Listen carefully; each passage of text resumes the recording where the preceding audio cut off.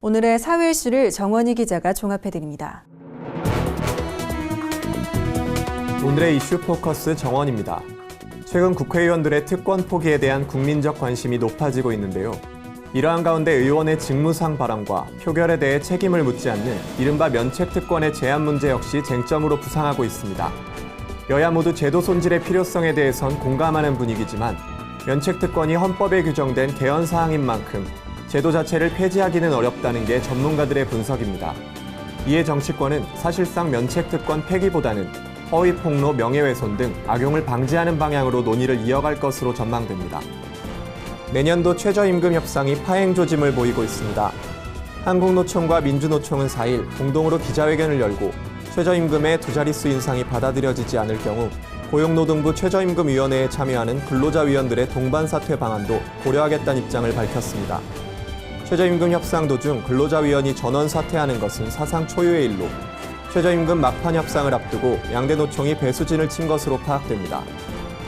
중국이 북중 접경 지역에서 탈북자 지원 활동을 펼치던 국내 민간단체 활동가 수십 명에 대해 사실상 추방 조치를 내린 것으로 드러났습니다.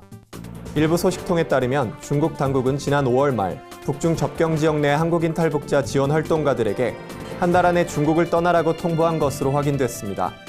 전문가들은 북한 식당 종업원 집단 탈출 이후 해외 파견 근로자들의 동요를 우려한 북한 측 요구가 반영된 것으로 분석하고 있습니다. 이라크 바그다드 중심가에서 벌어진 자살 폭탄 테러 사망자 수가 200명이 넘을 수도 있다는 현지 보도가 나왔습니다. 당초 사망자 수는 20여 명으로 알려졌으나 시간이 흐르면서 사망하는 중상자가 늘고 현장을 수습하며 건물에 매몰됐던 시신이 새로 발견되는 등 급격히 증가하는 추세입니다. 피해 규모에 대해선 집계가 크게 엇갈리고 있는 가운데 사망자가 200명이 넘을 경우 미국이 이라크를 침공한 2003년 이후 단일 폭탄 테러로는 최악의 사건으로 기록될 것으로 예상됩니다.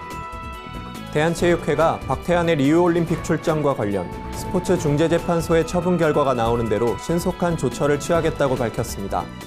체육회는 도핑 관련 징계를 받고 나서 3년이 지나지 않은 사람은 국가대표가 될 수 없다는 규정을 들어 그동안 박태환의 국가대표 자격 취득을 불허해왔습니다.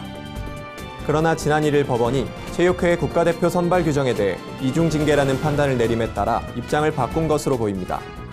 구티비 뉴스 정원입니다.